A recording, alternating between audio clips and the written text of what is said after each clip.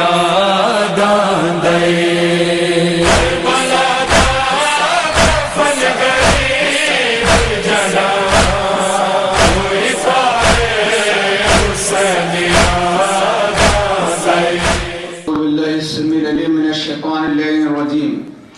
بسم الله الرحمن الرحيم الحمد لله على ما عرفنا من نفسه وألهمنا من شكره وفتح لنا من أبواب العلم بربوبيته وجنبنا من شكه وشركه ونشهد أن لا إله إلا الله وحده لا شريك له ونشهد أن سيدنا ونبينا وحبيبنا ورحيمنا وكريمنا وغوثنا ومغيثنا ومعيننا ومعيننا وسراجنا وأشرفنا وجعفرنا وصادقنا وطبيبنا وطبيب قلوبنا وشفاء صدورنا ونورنا ونور أولنا ونور آخرنا ونور ظاهرنا ونور باطننا ونور عرش ربنا ونور أرض ربنا ونور لوح ربنا ونور قلم ربنا ونور قرآننا سيدنا وسندنا ومأوانا وملجانا ومقتدانا وأعلانا وأولانا ومولانا الرسول المصدق المحمود الأحمد المصطفى الأمجد أبي القاسم محمد صلى الله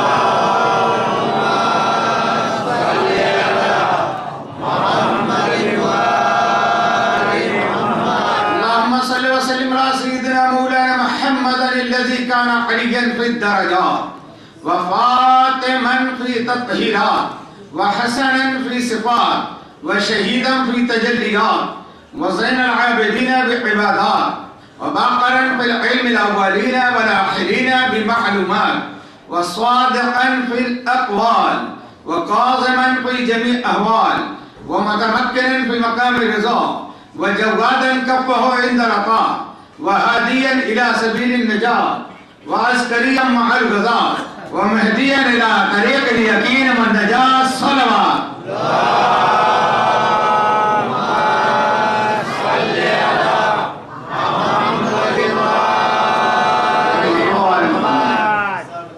ولعنة الله إلى أعداء محمد وآل محمد من الأولين والآخرين من يومنا هذا إلى يوم الدين أما بعد قال الله تبارك وتعالى في القرآن المجيد والفرقان الحميد فأعوذ بالله السميع العليم من الشيطان اللعين الرجيم بسم الله الرحمن الرحيم وما خلقت الجن والإنس إلا ليعبدون صلوات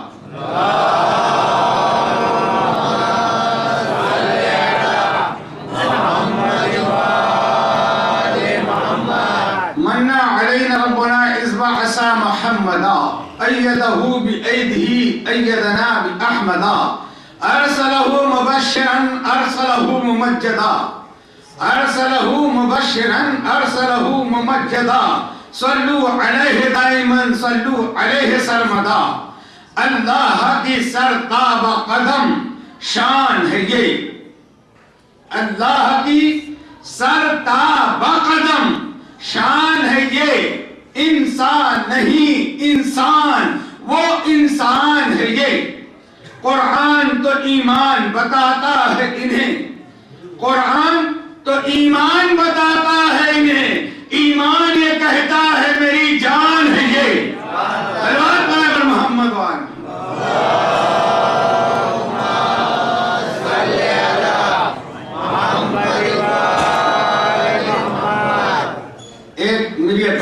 جگہ جو خالی ہے آپ اس کو پر کر لیں بعد میں آنے والے اپنے بھائیوں کو تاکہ آسانی سے گنجائش ہو مجلس کے دوران کوئی ایسی بات نہ ہو آپ تمام لوگ نہایت عقیدت و محبت کے ساتھ دل کی گہرائیوں کے ساتھ خاندان ابو طالب پر باوجہ بلند صلوات پڑھیں گے اللہم صلی علی محمد و آل محمد وعجل فرجہم واشرنا معہم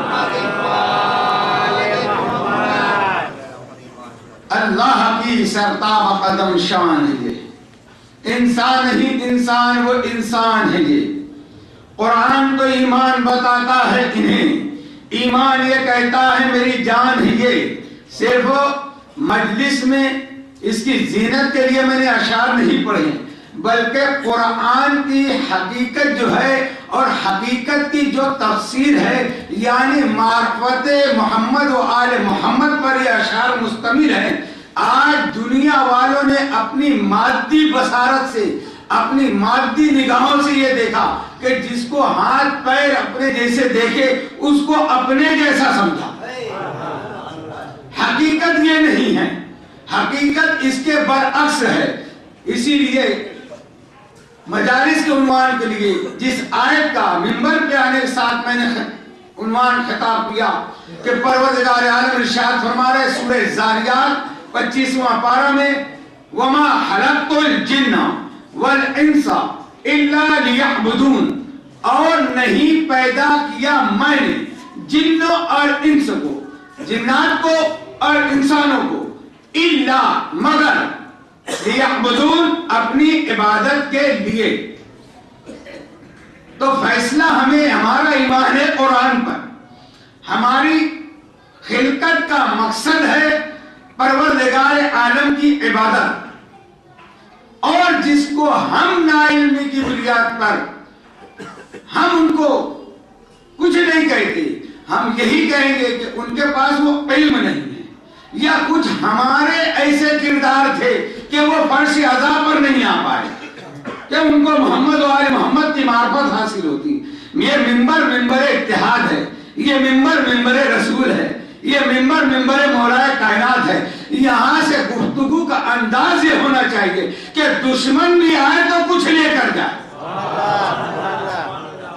یہ منبر کی شان یہ تھی، مگر کچھ ہمارے ہی برادران نے وہ کام کیا کہ ہمارے جو آئے تھے سننے وہ بھی چلے گئے۔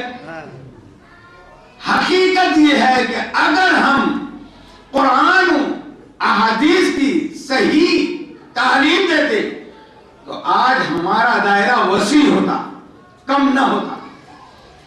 کیوں کہ قرآن جو کہہ رہا ہے کہ تمہاری خلقت کا مقصد ہے عبادت، تو ہماری خلقت کا مقصد تو ہوا عبادت، اور جو ہم کو عبادت سکھانے آئے ہیں، جو ہم کو خدا ہے یہ بتانے آئے، کون جانتا تھا کہ اللہ ہے؟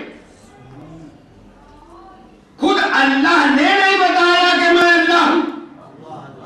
جو اللہ خود آ کے کہے کہ میں اللہ ہوں وہ اللہ نہیں، کیونکہ توحید جو مولا کائنات نے نہج البلاغہ میں ہمیں بتائی کہ پروردگار عالم کی صفات و ذات کے بارے میں، کہ اس کی صفات اس کی ذات میں اس کو وجود رکھتا ہے مگر جسم نہیں رکھتا۔ جب جسم رکھتا نہیں، وہ کسی حص میں آ سکتا نہیں، اس کو دیکھا جا سکتا نہیں، اس کو ہماری جو عقل ہے اس کو شعور میں وہ آ سکتا نہیں، ہم اس کو سمجھ سکتے نہیں، تو پھر وہ ہمارے درمیان آتا نہیں، پھر وہ کیسے بتائے کہ میں خدا ہوں؟ تو اللہ ہے یہ یقین ہے، مگر اللہ نے خود اپنے بارے میں فرمایا کنتُ کنزًا مخفیٰ، میں چھپا ہوا خزانہ تھا، میں چھپا ہوا تھا، کوئی نہیں جانتا تھا۔ فَأَحْبَبْتُ، مجھے محبت ہوئی کہ میں پہچانا جاؤں، وہ اس نے چاہا کہ میں پہچانا جاؤں، تو اس نے اپنی مشیت سے جیسے ہی اس نے چاہا کہ میں پہچانا جاؤں، بس محمد اور محمد کی تخلیق ہو گئی۔ اس نے چاہا ارادہ دیکھیے الگ چیز ہے، ارادہ الگ چیز ہے، مشیت الگ چیز ہے۔ مشیت کہتے ہیں جو اندر چھپا ہوا خیال ہے، چھپا ہوا جو ارادہ ہے، اللہ کی ذات کا جو اندر ہے اس کو کہتے ہیں مشیت، اور ارادہ وہ جو زبان پر آ جائے۔ سورہ یاسین میں انما امرہ اذا اراد شیئا ان یقول لہ کن فیکون، جب وہ کچھ چاہتا ہے کہ خلق کرے تو وہ کن کہتا ہے، خدا کن نہیں کہتا۔ ابھی پہلی مجلس کر کے ہم انشاءاللہ آگے بڑھ رہے ہیں، ہمارے بزرگ سب جانتے ہیں، میں بچوں کے لیے کہہ رہا ہوں کہ اللہ کن نہیں کہتا۔ کن کہنے کے لیے دہن چاہیے، کن کہنے کے لیے زبان چاہیے، تو کن وہ نہیں کہتا، وہ تو مسیح شخصیت سے محمد والے محمد کو خلق کیا. اس نے چاہا کہ میں پہچانا جاؤں, 14 کا ظہور ہو گیا. کیسے ہو گیا؟ کچھ تھا نہیں, کوئی شے تھی نہیں, نہ آگ نہ ہوا نہ پانی نہ مٹی. ہماری جو تخلیق ہوئی, ہم آگ ہوا پانی مٹی یہ عناصر اربعہ سے ہم بنے. جناب آدم تیار ہوئے اسی عناصر سے. تو آدم سے پہلے مٹی موجود تھی, آدم سے پہلے آگ موجود تھی, آدم سے پہلے ہوا موجود تھی, آدم سے پہلے نور موجود تھا. جب آدم مٹی سے خلق ہوئے, اجنہ جو ہے جن جو ہے آگ سے خلق ہوئے, ملائکہ جو ہے نور سے خلق ہوئے. اب ہم کہتے ہیں نا, وہ حدیث ہے ہم کو سمجھانے کے لیے کہ اول ما خلق اللہ نوری, اللہ نے سب سے پہلے ہمارا نور خلق کیا. تو نور سے اگر بنے ہیں محمد والے محمد, بہت توجہ, اگر نور سے بنے ہیں تو نور پہلے. اگر ہم نور, یہ ہم کو سمجھانے کے لیے ہے, اگر نور مان لے تو نور پہلے, جبکہ مولا کائنات فرمانے ہم ہر اول سے اول, ہم ہر اول سے اول ہیں. نور بعد میں ہے, ہم پہلے ہیں. نور بعد میں, ہم پہلے. تو یہ کس سے بنے؟ نور سے بھی نہیں بنے, یہ بنے ہیں لا شے سے. کوئی شے نہیں تھی, اللہ کی ذات تھی. اللہ نے چاہا اپنی مشیت سے اور یہ خلق ہو گئے. تو جب کوئی شے نہیں تھی, ان کی تخلیق ہو گئی. کوئی شے نہیں تھی. اب قرآن پڑھیے, ہمارا ہر جواب اور فیصلہ قرآن سے ہوگا. میں کوئی روایت نہیں لاؤں گا تاکہ کوئی اختلاف ہو کہ یہ ضعیف ہے, یہ یہاں کی ہے, یہ وہاں کی ہے. کوئی بھی شے جو شے سے بنا, قرآن سورہ قصص پروردگار عالم ارشاد فرما رہا ہے کل شیء ہالک, ہر شے ہلاک ہو جائے گی الا وجہہ, صرف اس کے وجہ کے, سوائے اس کے وجہ کے. بات یہ ہے قرآن کی طرح پڑھنا چاہیے,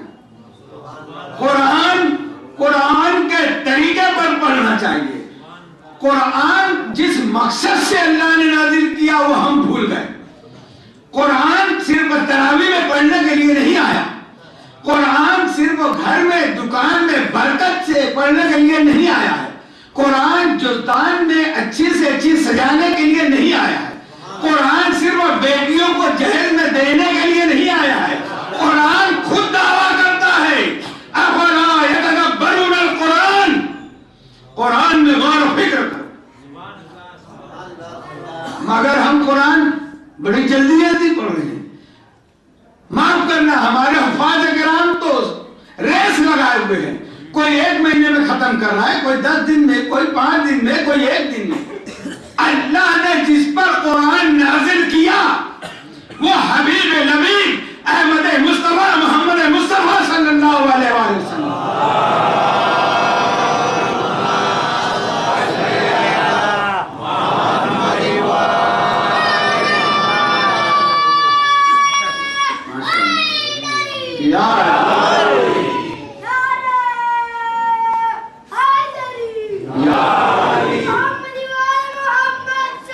اللهم صل على محمد. جن کا وجود قرآن, سر تا پا ذات جن کی قرآن, ان کو پروردگار عالم ارشاد فرما رہا ہے بسم اللہ الرحمن الرحیم یا ایھا المزمل قم الليل الا قليلا نصفه او انقص منه قليلا او زد علیہ ورتل القرآن ترتیلا. اے میرے حبیب قرآن ٹھہر ٹھہر کے پڑھیں, جلدی جلدی نہیں. جب قرآن ٹھہر ٹھہر کے پڑھیں گے تو قرآن سمجھ میں آئے گا نا. ہم قرآن جلدی جلدی پڑھ رہے ہیں. اب وہ لوگ جو قرآن سمجھ کے نہیں قرآن سمجھانے آتے, جو قرآن سمجھتے نہیں بلکہ قرآن صحیح پڑھنے کا ڈھنگ بھی نہیں, وہ ہم کو قرآن کے ذریعے سمجھانے آتے ہیں کہ بھائی چلیے نماز پڑھیے, کل من علیہ فنا ہے، کوئی کام نہیں آئے گا، چلیے مسجد میں. ٹھیک، کتنی جلدی جلدی پڑھا قرآن، اصل مقصد کھا گیا. کیا کہا؟ سب فنا ہو جائیں گے، صرف اللہ کی ذات باقی رہے گی. کس کا ترجمہ ہے یہ؟ کس لفظ کا ترجمہ ہے کہ اللہ کی ذات باقی رہے گی؟ کل من علیہا فان، ہر ایک کو فنا ہے. وَيَبْقَى، اب ٹھہر کے پڑھیے، وَيَبْقَى، اور باقی رہے گا. وَيَبْقَى وَجْهُ، کیا باقی رہے گا؟ وجہ باقی رہے گا. ربک، رب نہیں کہا، رب نہیں، رب کا، یہ رب کے ساتھ جو کاف لگا ہوا ہے نا، یہ ضمیر مخاطب ہے، یعنی تیرے رب کا وجہ باقی رہے گا. تیرے رب کا وجہ باقی رہے گا، جس کی صفت ہے ذل جلال والاکرام. وہ جلال والا بھی ہے، کرم والا بھی ہے. وَيَبْقَى، وہ باقی رہے گا تیرے رب کا وجہ.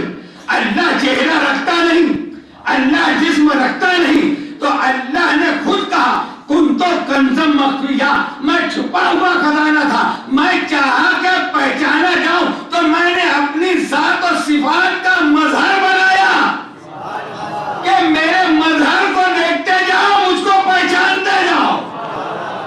یہ 14 اللہ کی ذات کا مظہر ہے. اب ہم کہیں یہ 14 ہے، کوئی کہہ سکتا ہے یہ تم مانتے ہو 14 کو اس لیے یہ وجہ ہے. وجہ کوئی اور ہو سکتا ہے، نہیں، قرآن وہ ہے جو منکر ہے اس سے منگوا لے. وَيَبْقَى وَجْهُ، باقی رہے گا. کیا باقی رہے گا؟ وجہ باقی رہے گا. وجہ جناب ایک لفظ ہے جو 3 حرفوں کا مجموعہ ہے. وجہ میں 3 حرف ہیں. واو، جیم چھوٹی ہے، واو کے عدد ہے 6. آپ کا الجبرا ہے اچھا، میتھ سے اچھا ہے، آپ بولتے رہیں تاکہ میں یہ ذکر علی ہے، اس سے ہم زندہ ہیں، خاموشی سے نہیں سنا جاتا. یہ واو کے عدد ہے 6، جیم کی عدد ہے 3. 6 اور 3 کتنے ہوئے؟ 9. چھوٹی ہاں جو ہے اس کے عدد ہے 5. 9 اور 5 یہی 14 وجہ اللہ ہے. صلوات علی محمد و آل محمد.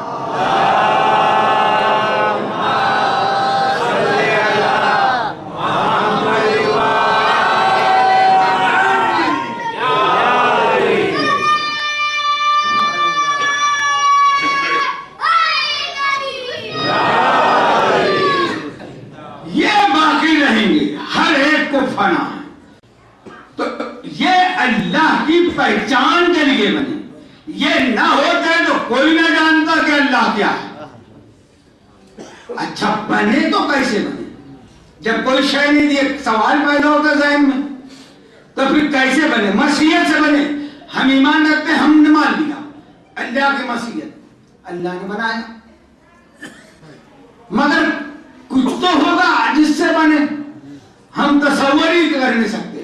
ہمارے آقا اور مولا صادق ابن صادق سیدنا مولانا امام جعفر صادق علیہ السلام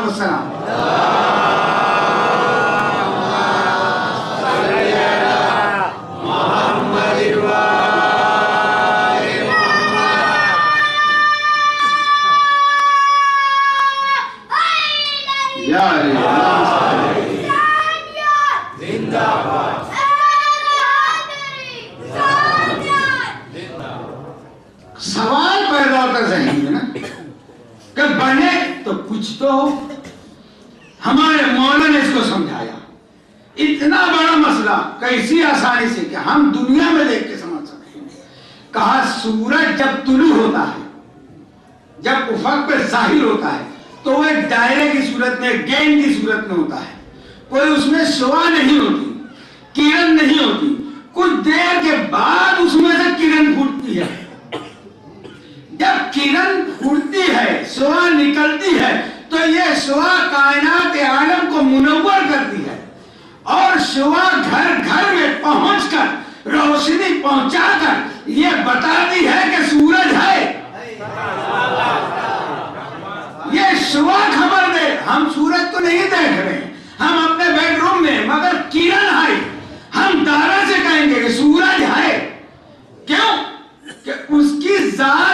صفات کا یہ مظہر ہے.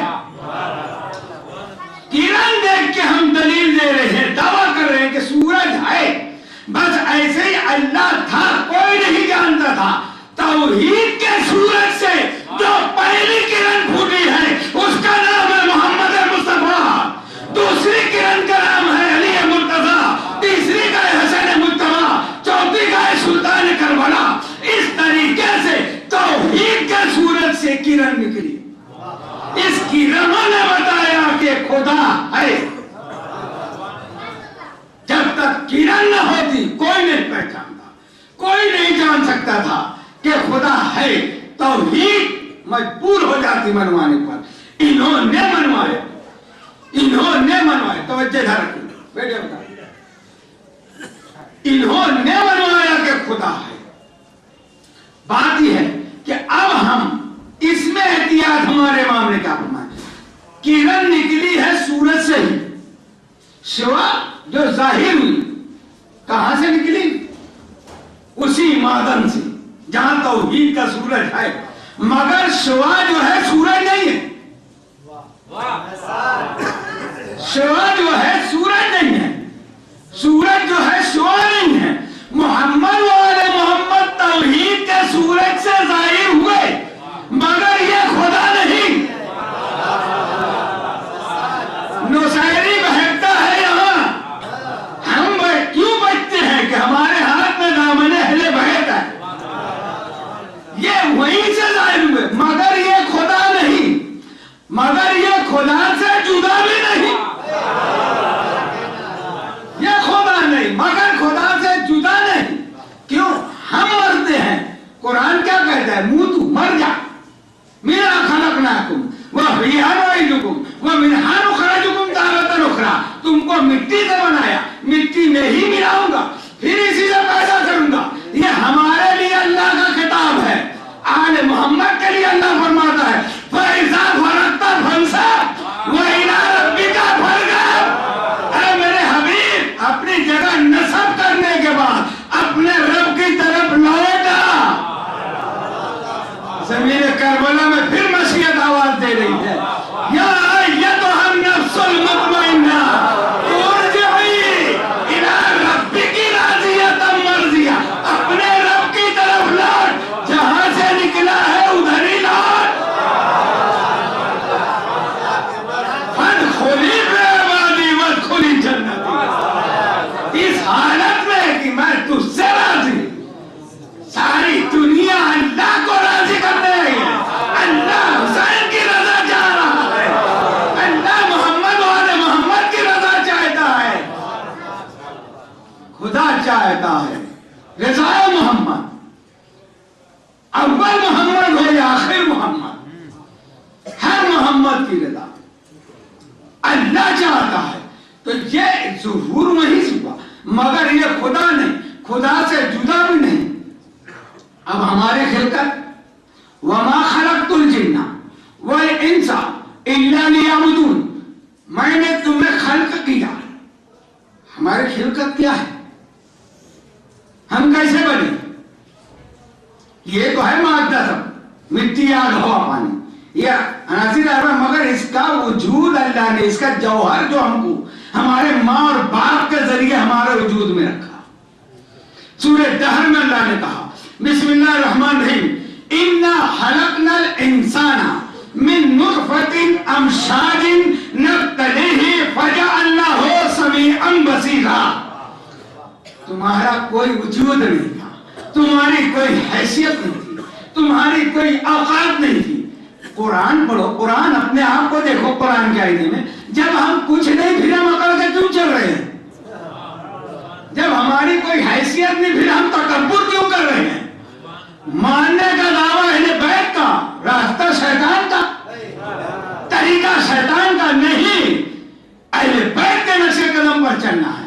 ہمارا وجود ماں باپ کے نطفے سے قرار پایا تو ہماری ابتدا نجس, ہماری انتہا نجس, درمیانہ نہ جانے کتنی نجاستیں لے کے چل رہے ہیں. جب ہماری ابتدا نجس, ہماری انتہا نجس, ہمارا درمیانہ نجس، پھر ہماری حیثیت کیا؟ اچھا ہم آئے دنیا میں نجس غسل دیا گیا جب میں پاک، مگر ہم آئے تو نجس، جس جگہ پیدا ہوئے وہ جگہ نجس ہو گئی. ارے اپنے وجود کو دیکھیں، جس ماں کے ذریعے دنیا میں آئے وہ ماں کچھ دنوں کے لیے نجس ہو گئی. اب وہ نماز نہیں پڑھ سکتی، روزے نہیں رہ سکتی، مسجد میں نہیں جا سکتی، حرم میں نہیں جا سکتی، کعبے کو نہیں چھو سکتی، طواف نہیں کر سکتی، علم کو نہیں چھو سکتی، زری کو نہیں چھو سکتی. کیوں نہیں چھو سکتی؟ ہماری وجہ سے. ہم اتنا نجس کہ ہمارے آنے کی وجہ سے ہماری ماں کا یہ عالم ہے. یہ ہم ہیں، یہ ہم ہیں کہ آئے تو نجس، جس جگہ ہے جگہ نجس، جس ماں کا ذریعہ ہے ماں نجس، وہ ہے مولا کائنات. جہاں آ جائے وہ پاک، جس جگہ ہے وہ جگہ پاک، جس ماں کا ذریعہ ہے وہ ماں پاک، اور ایسی پاک کہ اللہ نے کعبے کو قبلہ بنا دیا. صلوات علی محمد و آل محمد.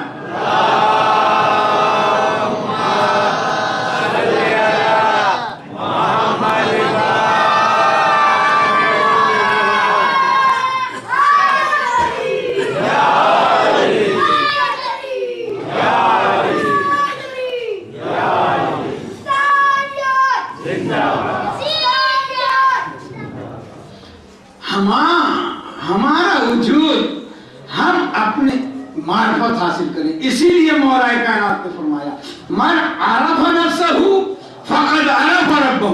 جس نے اپنے آپ کو پہچانا اس نے اپنے رب کو پہچانا. ہم اپنے آپ کو پہچانتے نہیں، یہ سمجھیں ہم ہی سب کچھ ہیں جبکہ ہم کچھ نہیں. تو ہمارے رب کی معرفت کیسے ہوگی؟ رب ہے کون؟ پالنے والا ہے کون؟ روزی دینے والا ہے کون؟ ہم کو بنانے والا ہے کون؟ اللہ نے ہمیں نہیں بنایا، اللہ نے 14 بنائے. تبارک الذی پڑھیے سورہ ملک، کیا فرمایا؟ میں احسن بناتا ہوں، میں احسن الخالقین ہوں. میں نے ایسے بنائے ہیں کہ 1400 سال ہو گئے ان کے ظہور بصری میں بھی، مگر کوئی دنیا ان پر آج تک انگلی نہیں رکھ سکی. کسی ایک محمد میں کوئی عیب نہیں نکال سکا. یہ ہے اللہ کی صنعت.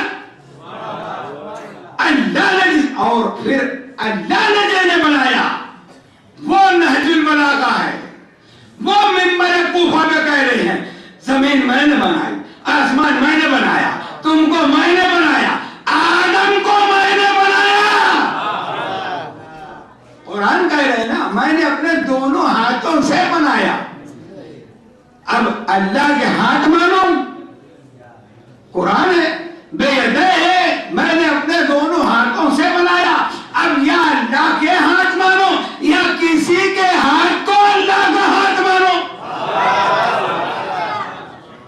تو جب اہل بیت کا دامن تھامو گے تب قرآن سمجھ میں آئے گا. بغیر اہل بیت کے قرآن سمجھ میں ہی نہیں آ سکتا.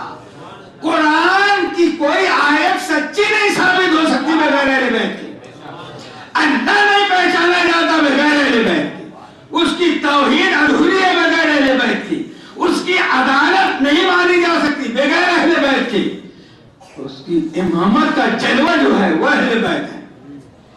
عزیزان محترم، قرآن جہاں دعویٰ کرے گا آپ کو اہل بیت کی بارگاہ میں جھکنا پڑے گا. قرآن کہہ رہا ہے میں نے خلق کیا، انما امرؤ اذا اراد شیئا ان یقول له کن فیکون.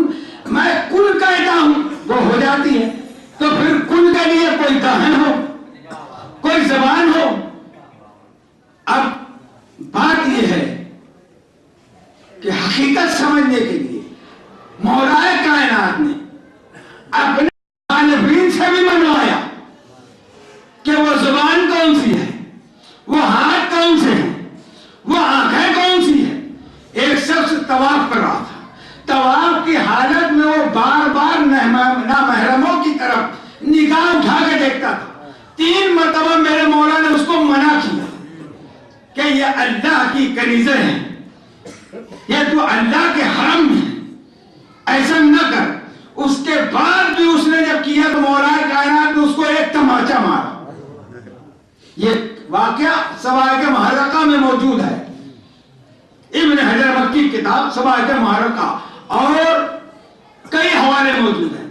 جلال الدین سیوطی نے بھی لکھا ہے کہ مولا نے اس کو جب تماچا مارا تو وہ تو تھا ہی دشمن نہیں، اس کو موقع مل گیا کہ اب زمانہ دوم خلافت کا ہے، اب میں جا کے خلیفہ دوم کو شکایت کروں گا تو علی کی بات پھر سے ہوگی۔ وہ جا کے کہتا ہے کہ علی نے مجھ کو حالت طواف میں مارا، علی نے مجھے حالت طواف میں تماچا مارا۔ خلیفہ دوم نے سنا علی نے حالت طواف میں حرم میں مارا، میں کیا کروں؟ کیا کہتے ہیں؟ جواب کیا دیا؟ میں کیا کروں؟ علی نے اگر حرم میں مارا ہے تو عین اللہ نے دیکھا ہے، ید اللہ نے مارا ہے۔ تو جو نبی نے فیصلہ کر دیا، ان کی آنکھ عین اللہ ہے، ان کے ہاتھ ید اللہ ہے، ان کا دہن جو ہے لسان اللہ ہے، تو آپ کل کہتے ہیں اور ہم ہوتے ہیں۔ جو کائنات بنی ہے تو مولا کائنات کی تخلیق ہے۔ یہ تخلیق کے اوپر جب بندہ نظر ڈالتا ہے تو سمجھ میں آتا ہے کہ عدل کیا ہے۔ اتنے چہرے ہیں، کسی کا چہرہ ملتا ہے؟ سب کو 2 آنکھیں، سب کو 2 ناک، سب کو 2 کان، ہر اعضا اپنی جگہ بالکل صحیح ہے۔ اس لیے اللہ نے کہا کہ میں نے تمہیں کیسا بنایا؟ تم نے اپنی تخلیق پہ غور نہیں کیا، تم اپنے آپ پر غور کرتے تو اپنے رب کو پہچانتے۔ رب مطلب خدا نہیں، بنانے والا، پالنے والا، اس کو کہتے ہیں رب۔ اور جب رب کو پہچانتے تو پھر تمہیں میری توحید سمجھ میں آتی کہ میں نے کیسے بنائے ہیں اہل بیت۔ اہل بیت کا مقام پہچاننا بہت بڑی بات ہے۔ اہل بیت کے در کے غلاموں کو پہچان لو تو حقیقت سمجھ میں آ جائے۔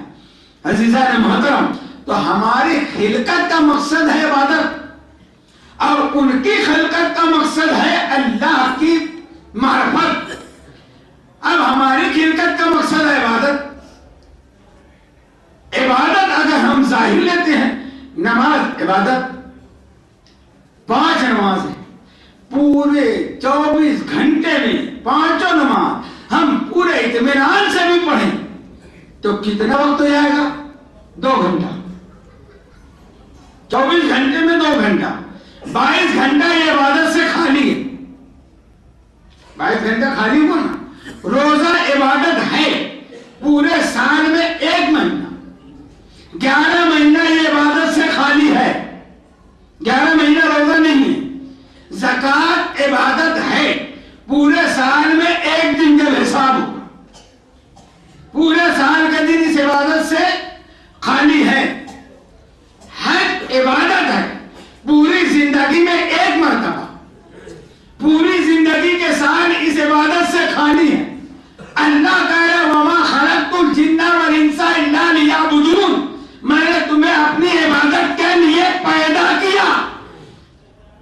تو پھر سارے علماء مل کر اتحاد کریں، بتائیں کہ وہ کون سی عبادت ہے جو پیدائش سے لے کر، ماں کی گود سے لے کر قبر کی گود تک ہمارا ہر لمحہ عبادت ہی عبادت ہو۔ نماز واجب ہوتی ہے بالغ ہونے کے بعد، زکوٰۃ واجب ہوتی ہے استطاعت ہونے کے بعد، حج واجب ہوتا ہے استطاعت ہونے کے بعد۔ پھر کون سی عبادت ہے؟ اسی کا نام ہے معرفت اہل بیت۔ آؤ رسول کی بارگاہ میں پوچھیں کہ یا رسول اللہ آپ بتائیں وہ کون سی عبادت ہے کہ اگر وہ ہم کریں تو ماں کی گود سے قبر کی گود تک ہماری زندگی کا ہر لمحہ عبادت میں شمار ہو؟ تو رسول مقبول نے جواب دیا حب علی عبادت، علی کی محبت عبادت ہے۔ یہ عبادت کی شاخیں ہیں، یہ فروعات دین ہیں۔ نماز روزہ زکات اصول دین جو ایمان کی جان ہے وہ محبت مولا کائنات ہے. اب اگر آپ کے دل میں محبت مولا کائنات ہے, ماں کے دل میں محبت مولا کائنات ہے, تو جب دونوں کے نطفے سے ہمارا وجود بنتا ہے تو باپ کے خون سے ماں کے شیر سے دونوں طرف سے وراثتاً ہمیں محبت علی ملتی ہے. دنیا میں آتے ہی ہمارا دل علی علی کرتا ہے تو ہماری محبت جھولے سے شروع ہو گئی.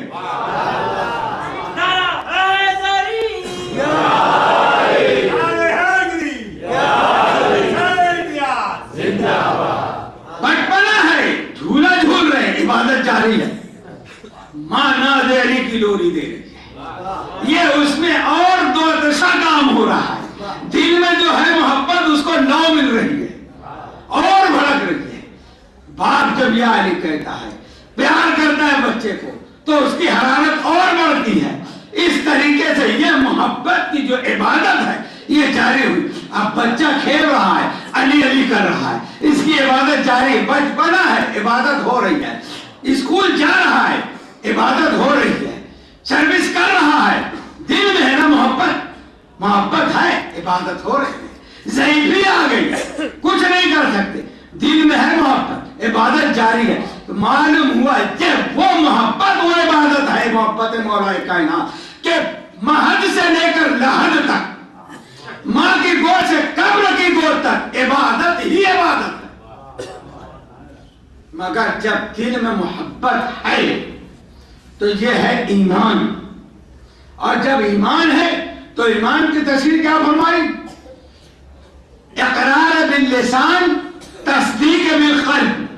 جو دل میں ہے وہ زبان پر ہونا چاہیے, جو دل میں ہے وہ زبان پر ہو, جو زبان پر ہو دل میں نہ ہو, جو دل میں ہو زبان پر نہ ہو, اسی کا نام ہے منافقت. یہ اللہ کا کرم ہے, اہل بیت کا صدقہ ہے کہ جو ہمارے دل میں ہے وہ ہماری زبان پر ہے. اور یہ وہ ذکر ہے, یہ وہ ذکر ہے کہ اس سے ہر ذکر باقی ہے. ہم انشورنس کرتے ہیں, کس کا؟ اپنی زندگی کا. ہم انشورنس کرتے ہیں, بیمہ پالیسی بناتے ہیں نا, دکان کی, مکان کی, جان کی. مگر یہ پالیسی میرے بزرگوں اور دوستوں یہاں کے لیے, یہ فانی پالیسی ہے, یہ فنا ہونے والے بدن کے لیے پالیسی بن رہی ہے. دکان ہو, مکان ہو, جان ہو, اگر اپنے وجود کی بقا چاہتے ہو, اپنے وجود کی بقا چاہتے ہو, جو ذکر اور محبت ہم اپنے دل میں لے کے آئے ہیں, تو اللہ قرآن میں کہہ رہا ہے فَاذْكُرُونِي أَذْكُرْكُمْ وَاشْكُرُونِي وَلَا تَكْفُرُونَ. تم میرا ذکر کرو, میں تمہارا ذکر کروں گا. صلوات بر محمد و آل محمد.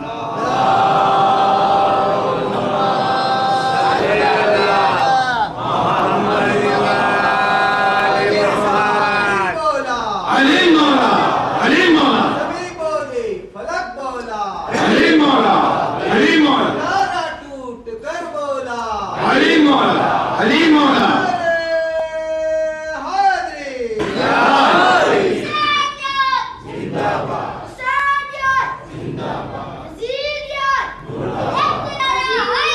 ایک بار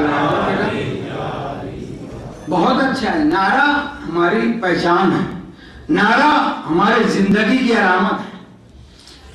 جب نعرہ و حیدری کوئی لگائے تو آواز بلند دل سے آواز نکلنا چاہیے, یا علی. کیوں؟ اب میں اپنے بیان کو روک کر اس بات کو ظاہر کر دوں گا. پہلی مجلس ہے تاکہ ہم تم مل کر یہ 5-7 دن جو ہے ذکر کی طرح کریں. میرے آقا ہمارے مولا جعفر صادق علیہ السلام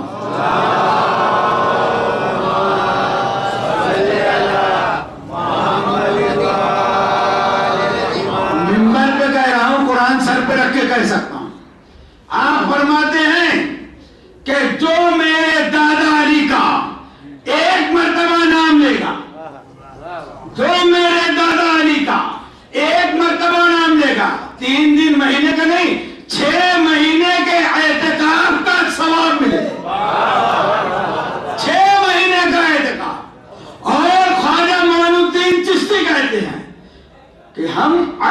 علی جو کرتے ہیں ہم بیوقوف نہیں ہیں، ہم اس راز کو جانتے ہیں، کیونکہ میرے مولا نے ابن عباس سے کہا، ابن عباس جو قرآن میں ہے وہ سورہ یاسین میں ہے، جو سورہ یاسین میں ہے وہ سورہ یاسین کی بسم اللہ سورہ حمد میں ہے، جو سورہ حمد میں ہے وہ بسم اللہ میں، جو آپ سنتے رہتے ہیں جو بسم اللہ میں، بسم اللہ کے بے میں ہے، بسم اللہ کے بے میں جو اس کے نیچے جو نقطہ ہے، انا نقطہ تحت البائے، وہ بے کے نیچے جو نقطہ ہے میں ہوں، تو جب ہم یعنی کہتے ہیں تو ایک ختم قرآن کا ثواب ملتا ہے۔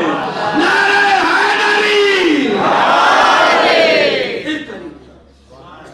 فاذکرونی اذکرکم، تم یہ ذکر اسی کا ذکر ہے۔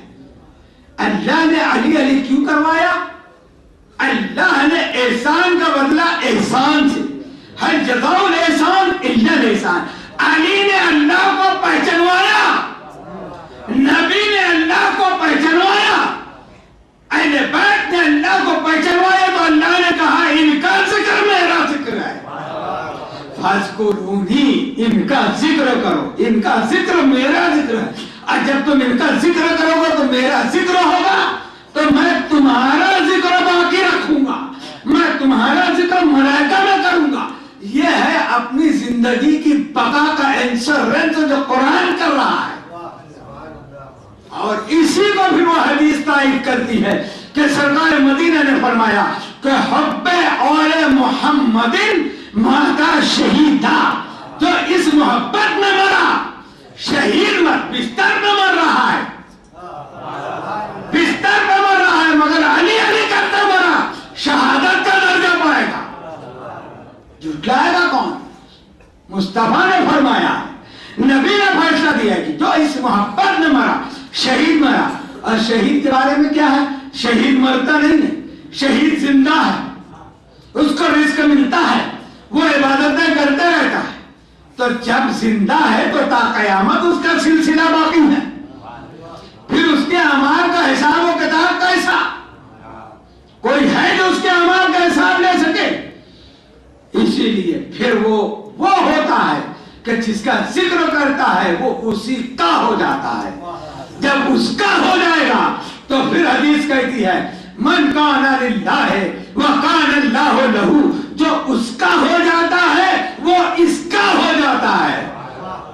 جب تمہاری زبان میں دل سے یہ آواز ذکر کرتے کرتے اس کے ہو جاؤ گے، پھر تم جو کہو گے وہ ہوگا۔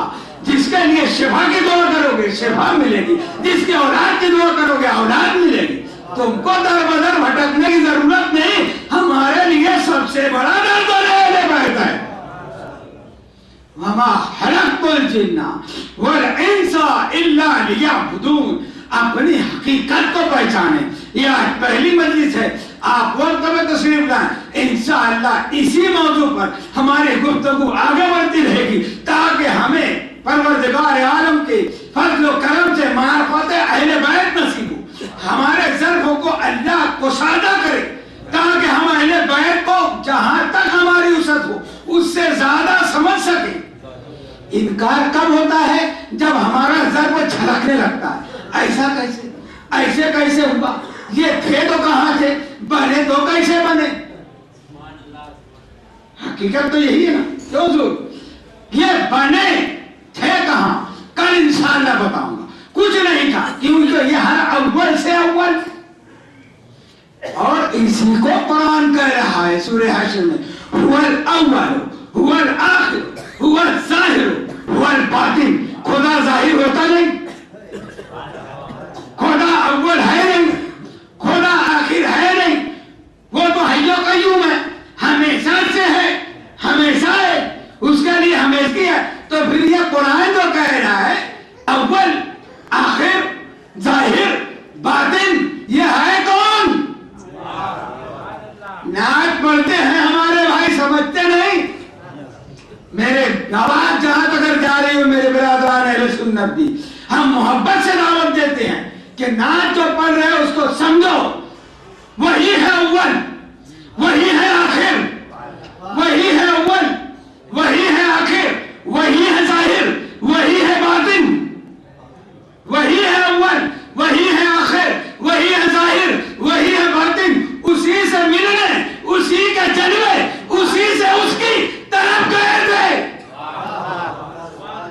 مولا کائنات کہتے ہیں ہم اول، ہم ہی آخر، ہم ہی ظاہر ہیں، ہم ہی باطن ہیں. تو اللہ نے نبی کو جو معراج کرائی حقیقت علویہ بتانے کے لیے وہ بھی پردے میں رکھ کے بتایا. عظمت ابو طالب علیہ السلام کو سمجھو، جس کا بیٹا نبی کے بستر پر لیٹ جائے تو نبی دکھے، پردے میں رہے تو خدا دکھے. اس کے بابا کی شان کیا ہوگی؟ حقیقت یہی ہے کہ دنیا والوں نے ہم کو ظاہر میں بھی گنجلک کر دیا، نہ قرآن سمجھا نہ سمجھنے دیا، فرقے فرقے میں تقسیم کیا. کیوں؟ اس کی وجہ یہ تھی کہ در اہل بیت کو چھوڑا. اور نبی نے غدیر قوم میں بھی، حجۃ الوداع میں، عرفات میں بھی یہ فیصلہ فرما دیا، انی ترکت فیکم السکن کتاب اللہ و اطرتی و اہل بیتی. دو چیز چھوڑ کے جا رہا ہوں، دونوں میں سے کسی ایک کو بھی چھوڑو گے تو گمراہ ہو جاؤ گے. اب میں نہیں کہتا، تم جا کے اپنی کتابیں کھول کے دیکھو، کس نے کہا کہ ہمیں اہل بیت نہیں چاہیے، قرآن کافی ہے. اب ہم کیوں کہیں؟ نبی نے فیصلہ دیا کہ جو کسی ایک کو چھوڑے گا وہ گمراہ ہو جائے گا. تو جب ہم بھی کبھی در اہل بیت سے دوری اختیار کریں تو گمراہی یقینی ہے. ہم کو تمہوں سے متمسک رہ کر زندگی کی راہوں کو طے کرتے ہوئے اپنی منزل مقصود تک پہنچنا ہے اگر، تو اہل بیت اور قرآن کا دامن تھامنا ضروری ہے. اہل بیت نے یہی حقیقت سمجھانے کے لیے، یہی مقصد خدا بندی دنیا والوں تک پہنچانے کے لیے کیا کیا مصائب نہیں جھیلے. میرے عزیزوں، میرے بزرگوں، ہم میں وہ لوگ ماشاءاللہ، یہ تو گجرات ہے، بھاؤ نگر ہے، میں سمجھتا ہوں یہاں تو بچہ بچہ زائر ہے کربلا کا، مدینے کا زائر ہے. جو مدینہ گئے ہیں وہ جانتے ہیں. ہم 1400 سال بعد آج ہم جیسے گناہگار جب 1400 سال بعد مدینہ جاتے ہیں تو کیسا احساس ہوتا ہے؟ جیسے ہم اپنے مرکز پہ آ گئے، ہم اپنے حقیقی وطن میں آ گئے. 8 دن بہت اچھا لگتا ہے، مگر جب 8ویں دن معلم کہتا ہے کہ اب آپ کو مدینہ چھوڑنا ہے، سامان سفر تیار کر لیں، کیا حالت ہوتی ہے؟ اپنے دل سے سوچ کے بتاؤ. میں وہ مصائب نہیں پڑھ رہا ہوں، اپنی حقیقت کو سمجھو. ہماری حالت یہ ہوتی ہے کہ سامان بھی باندھ رہے ہیں، روتے بھی جا رہے ہیں. یا اللہ، بڑی مشکلوں سے، بڑی زحمتوں سے ہم نے مدینہ کا سامان سفر باندھ کے آئے تھے. آج 8 دن کیسے نکل گئے سمجھ میں نہیں آتا. اب ہم کو نہ کھانا اچھا لگتا ہے، نہ پانی اچھا لگتا ہے. اب ہر زائر کبھی مصطفیٰ کے روضے پہ رو رہا ہے، کبھی جنت البقیع میں اس ٹوٹی ہوئی قبر پہ سلام پڑھتا ہوا دکھتا ہے. زہرا، ہم بڑی مدتوں کے بعد پرسہ دینے آئے تھے. اے خاتون قیامت، ہماری حاضری کو قبول فرمانا. اے حسین کی پیاری اماں، ہم نے جو حق تھا وہ حق نہیں ادا کیا. اے مدینے کے ضرورات، ہم اس قابل نہیں تھے کہ تمہارے اوپر اپنے گندے قدم رکھتے. ہمیں معاف کرنا، ہمیں زیارت نے مجبور کیا تھا یہاں تک پہنچنے کے لیے. جب ہماری یہ کیفیت ہے کہ ہم روتے روتے مدینے سے نکلتے نکلتے کبھی سیدہ کے مزار کی طرف دیکھتے ہیں، کبھی گنبد خضرا کی طرف دیکھتے ہیں، آخری سلام پیش کرتے رہتے ہیں. ہمارا سلام اے مولا، ہمارا سلام اے حسن مجتبیٰ، ہمارے باپ کا سلام، ہمارے رشتہ داروں کا سلام. یہ زیارت ہماری آخری زیارت نہ ہو، یہ سفر ہمارا آخری سفر نہ ہو. اگر ہماری زندگی نے وفا نہیں کیا تو ہمارے ایمان کی تم گواہی دینا. کیا یہی منظر نہیں ہوتا؟ ہم 1400 سال بعد کے مسلمان، ہم جیسے گناہگار سیاہکار جب مدینے سے نکلے تو یہ عالم ہے.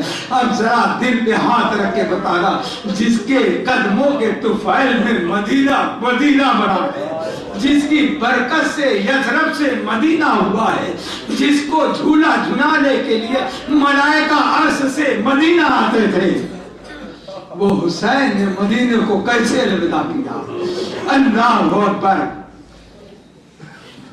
جیسے ہی خبر ملی ہے میرے مولا کو دربار سے آنے کے بعد، روضے مصطفیٰ پر حاضری دیتے ہیں. نانا جان اب آپ کی قبر کا مجاور جا رہا ہے. اے میرے نانا آپ کی مزار پر چراغ جلانے والا اب نہیں, اب مجھے دین آواز دے رہا ہے. میں نے آپ سے بچپن میں وعدہ کیا تھا نانا دین میں بچاؤں گا. دین لٹ رہا ہے, دین کو قتل کیا جا رہا ہے, حرام کو حلال کیا جا رہا ہے, حلال کو حرام کیا جا رہا ہے. نانا اب دین بچانے کے لیے مجھے کربلا جانا ہے. نانا مجھے دعا کرنا کہ میں اس امتحان میں کامیاب رہوں. نانا کے روزے تو حضرت حسین یہ کہہ کے روتے ہوئے جدا ہو گیا عزیزو, مگر تاریخ بتاتی ہے کہ جب حسین جنت البقیع میں آئے, اپنی والدہ کے مزار پر آئے, تو تاریخ بتاتی ہے کہ حسین قدموں سے چل کے نہیں آئے, بلکہ ایک چھوٹے بچے کی طرح گھٹنوں کے اور کوہنیوں کے ذریعے چلتے چلتے ماں کے مزار پہ آ کے خاتون جنت کے مزار پہ اپنا سر رکھتے ہیں. اے میری پیاری اماں میرا سلام قبول فرمائیے. اے اماں میں مدینے سے جا رہا ہوں. اے میری پیاری اماں میں اکیلا نہیں, میں زینب کو بھی لیے جا رہا ہوں, لیلا اور رباب کو بھی لے کے جا رہا ہوں. اپنے بچے ابھی جو ابھی نونہال نہیں ہیں, ابھی نامولود اصغر کو لیے جا رہا ہوں. اماں میرا بڑا سخت امتحان ہے میں جانتا ہوں, مگر اے پیاری میری اماں کوئی کربلا آئے یا نہ آئے, حسین اپنی ماں سے کہہ رہے ہیں اے اماں کوئی کربلا آئے یا نہ آئے, اے اماں تم ضرور کربلا میں آنا میرے حوصلے کے لیے, ماں میرے لیے بچانے کے لیے ضرور کربلا آنا. قبر سے آواز آئے حسین میں تیرے ساتھ ساتھ ہوں, ہر منزل میں تیرے ساتھ ہوں. کربلا سے مدینے سے قافلہ کربلا کے لیے چلا, مکہ کی سمت رواں دھواں ہے. رات ہوتی ہے میرے مولا قیام کرتے ہیں. جناب زینب علیہ مقام نے بھائی سے پوچھا بھائی جب ہم رات کو قیام کرتے ہیں نا تو مجھے کسی ضعیفہ کے رونے کی آواز آتی ہے, مجھے کوئی ضعیفہ کے رونے کی آواز آتی ہے. کہا تم نے اس کو دیکھا نہیں؟ کہا اندھیرا تھا میں نے دیکھا نہیں. کہا آج رات جب کبھی کہیں قیام ہو تو اس سے نام پوچھ لینا. زینب نے فرمایا ٹھیک ہے. رات بھی قافلے نے قیام کیا, رونے کی آواز آنے لگی. جناب زینب علیہ مقام اس آواز کی طرف بڑھ کے کہتی ہے اے بی بی تو ہمارے غربت سفر میں رونے والی کون ہے حسین پر؟ جب حسین کا کوئی ساتھ ہی نہیں ہے تو حسین پر کون روتی ہے؟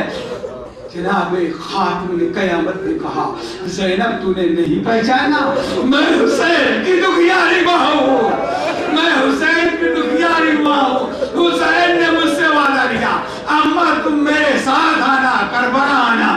میں نے وعدہ کیا ہے ہر سفر پر ہر قیام پر میں تیرے ساتھ رہوں گی. اللہ اکبر.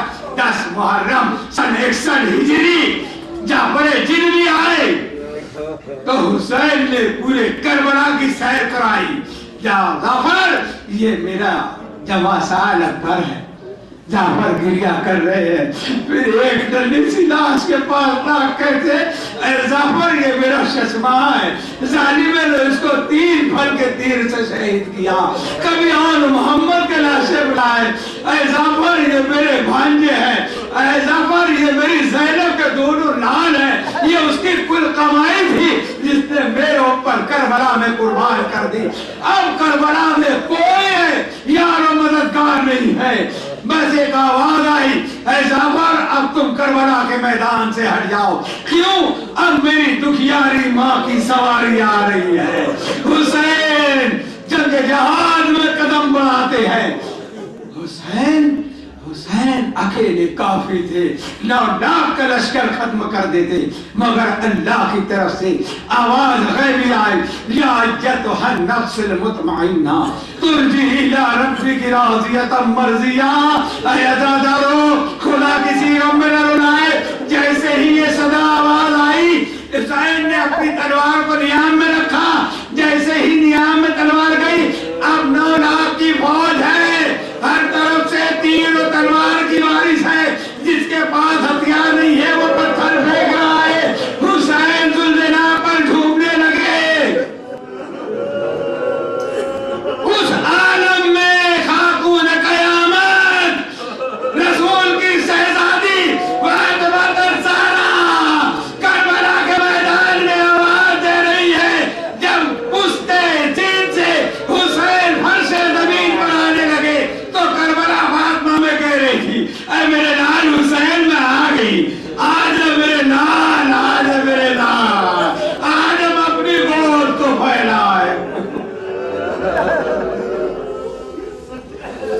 خدا کسی غم میں نہ رلائے سوائے غم مظلوم کربلا. مولا ہمارے اس مختصر سی عبادت کو قبول فرما. اے پروردگار عالم تجھے واسطہ محمد و آل محمد کا ہمارے ناسووں کو رومال سیدہ میں جگہ عطا فرما. اے پروردگار عالم جو آنکھ حسین کے غم میں آنسو بہا رہی ہے دنیا میں جہاں جہاں ہے سب کی عزت کی عفت کی عظمت کی جان مال کی حفاظت فرما. خدا ہمدہ تجھے واسطہ محمد و آل محمد کا ہمیں بار بار مدینے کی بار بار کربلا معلیٰ کی نجف کی حاضری نصیب فرما. اے پروردگار ہماری نمازیں اس قابل نہیں ہیں کہ تیری بارگاہ میں پیش کریں. ہمیں وہ ایک سجدہ عطا فرما جو در حسین پر عقیدت کے ساتھ ادا ہو. اے پروردگار ہمارے ماں بہنوں کی یہاں جتنے لوگ ہیں سب کی دلی تمنا مرادوں کو پوری فرما. جو بے اولاد ہیں ان کو صالح اولاد عطا فرما. جو بیمار ہیں ان کو شفاء کلی عطا فرما. جو مراد رکھتے ہیں ان کی نیک خواہشات کو پورا فرما. اے پروردگار ہمیں تجھے واسطہ دیتے ہیں رسول و آل رسول کا کہ ہم سب کو اپنے امام کے ظہور سے پہلے اس قابل بنا دے کہ ہم اپنے امام کا استقبال کر سکیں اور پھر جلد سے جلد ہمارے امام کا تیری آخری حجت کا ظہور فرما. ربنا تقبل منا انك انت السميع العليم وتب علينا انك انت التواب الرحيم برحمتك يا ارحم الراحمين.